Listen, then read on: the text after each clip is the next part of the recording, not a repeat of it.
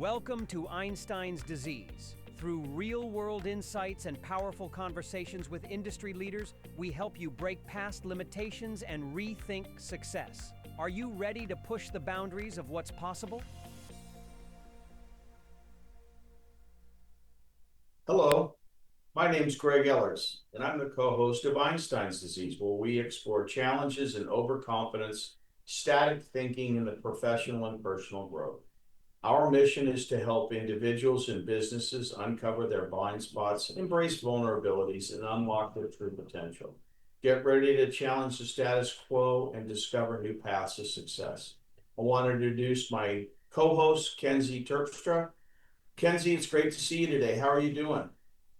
I'm doing pretty well, Greg. Can't complain. It's a Tuesday. How's your day going so far? It is fantastic, Kenzie. I'm really excited to see you today and to get into the show. We've got a wonderful guest today trying to help our audience work with respect to their professional and personal growth. It's going to be a great show today. I agree. I can't wait to see what we have in store.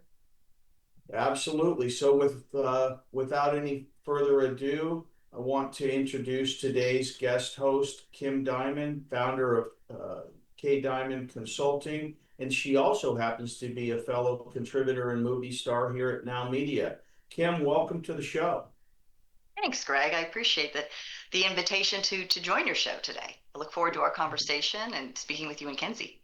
Absolutely. So before we jump right into it, I think it's important to set the frame here. We're really going to talk today about one of Kim's great areas of expertise in her career, and that is with respect to the hiring challenges in today's environment. And Kim, when we look at some of these, as we jump into this today, we had this conversation the other day, challenges versus problems. Problems get addressed, challenges can be overlooked or put to the back burner. And in today's landscape, some of the expectations that you have to work with of both employers and employees, and trying to continue that communication and engagement to keep those expectations on both sides level set. It'd be great for you to kind of jump in right there with respect to that so we can frame what you're dealing with on a regular basis, um, for not only for the potential candidates but for your employers. Sure, absolutely. Great lead in here. So, from an expectation standpoint, it's very important, I think, for organizations to set the expectations through various processes, as well as just overall transparency. I think they need to focus on having clear, concise job descriptions that are actually applicable to the role that they're looking at based on their organization. So many people just will pull a canned job description and put it out there, and then they get in front of individuals and it's not in alignment. I think that's important because the individual looking at the opportunity needs to understand that that's an opportunity that aligns with them. And then the organization can set their expectations as they move through the position with respect to responsibilities. So that's from the corporate standpoint, that's one expectation. They want to set expectations when it comes to growth and salary opportunities and be able to be transparent about that because that's very important in today's world. Everybody wants to know their potential, especially with an ever-changing world and technology. So those are probably the two upfront ones. Set the expectations up front of the role through the job description, through the conversations.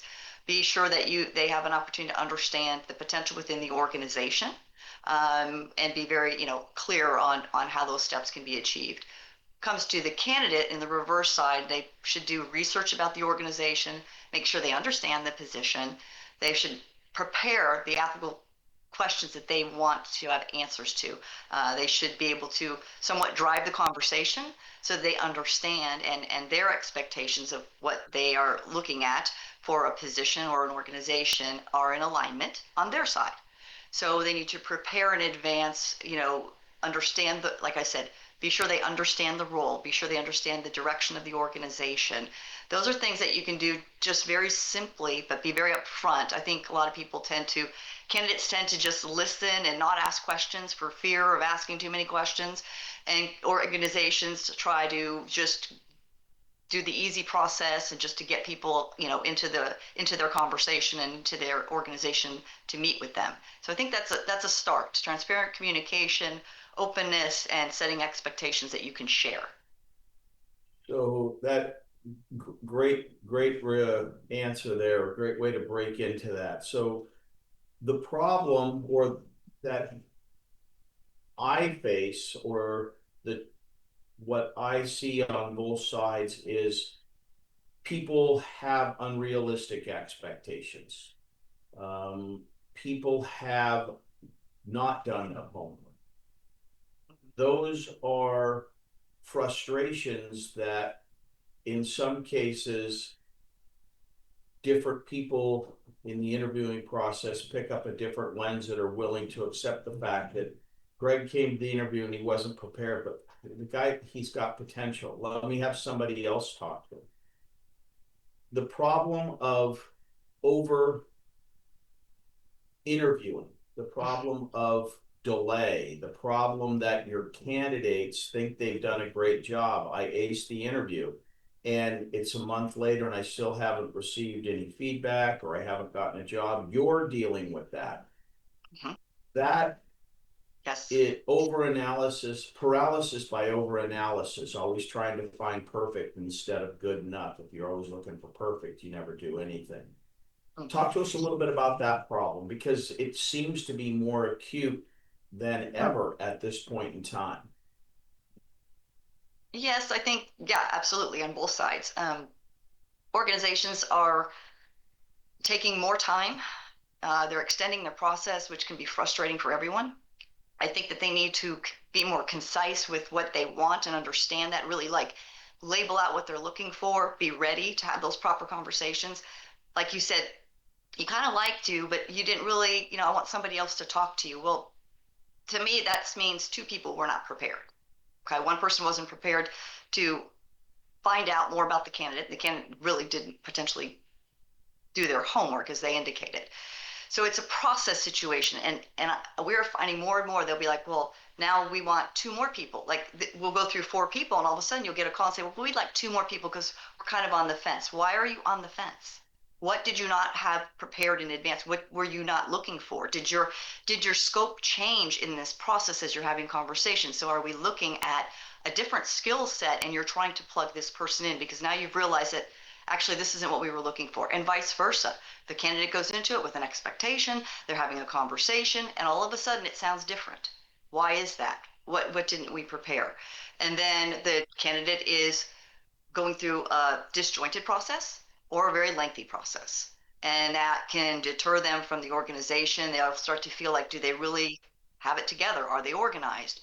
And then the organization starts to lose traction, and then they start having conversations. So it makes it very messy if you do not have a concise process that everyone in the process is aware of.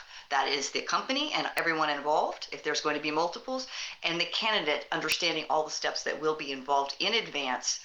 And just, you just have to lay that framework. If you just go through it, and it happens a lot, I hate to say this, everyone loses, it become farther and farther apart. And then all of a sudden you can't find the right candidate because you've just done all these different things for the last 30 days and you've gotten nowhere. So that happens, and it's unfortunate. As a recruiter, we try to keep them on point. We try to do a proper intake. We try to make sure we have all the information up front that we can share with the candidate and understand that process in advance to share with them.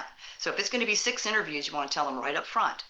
You don't want to pull in, oh, well, let's do a couple more. Oh, now let's fly them there. No, that is just, to me, that is an inappropriate way to handle a candidate and just the process in general. So it's having a process. Kenzie, that sounds like something we don't want to do, right? That's Right. a lot of confusion, a lot of miscommunication, sitting in meetings. It sounds like, Kim, you've experienced where somebody moves up the interview process, and by the time they get to the third person, the position's actually changed or the expectations are changed. The communication's been on. That's something that we try and work on at REQ to make sure it doesn't happen. Kenzie tries to keep me in line with that, so I greatly appreciate that. Good. That's good job, Kenzie. I do my best. Good. So when one of the things that is prevalent or seems to be prevalent, at least in the media standpoint, is companies try and lead with capital to win talent versus culture.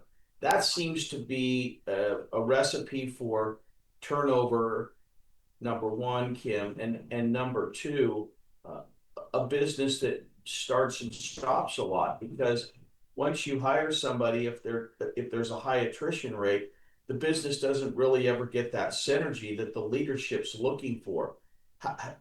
Is that especially in the areas of your expertise, the construction, the data centers, the just-in-time inventory, logistics, all those things are more acute now with the global environment that we're in, especially onshoring back to the US. Do you see that as a problem that needs to be addressed? Yes. I mean, we there's a lot that's going on there. Yeah. Yeah. Yeah. Well, As far as so I believe as being a being a recruiter, you're looking for specific technical skills. Some particular positions absolutely cannot be without. But you also need to see the cultural alignment, because you won't retain the individual because in today's world they have upped their cultural experience, is what I want to say. It's changed. They want work-life balance, potentially a hybrid role. There's all these things. Those are all part of culture now. It's not just posting a mission statement or core values and everybody hopefully is in alignment. And then not only do you have that the culture of your organization as you've designed it, aligned it, broadcasted it, branded it, you also have the culture within the department of which that person will be residing day to day. So what does that look like? Is everyone on the same page? So it's culture within culture that a lot of people don't tend to look at. So when you're recruiting, you want to know exactly who this person's working for and with, even outside of what the organization stands for. So that's fantastic. you know, I think you framed that pretty well. I think we'll leave it there on the problem side and come back and listen to some of your solutions, Kim. So why don't you stay with me, Kenzie? Let's let our millions of viewers learn about our advertisers. We'll be back right after these great messages. Thank you very much.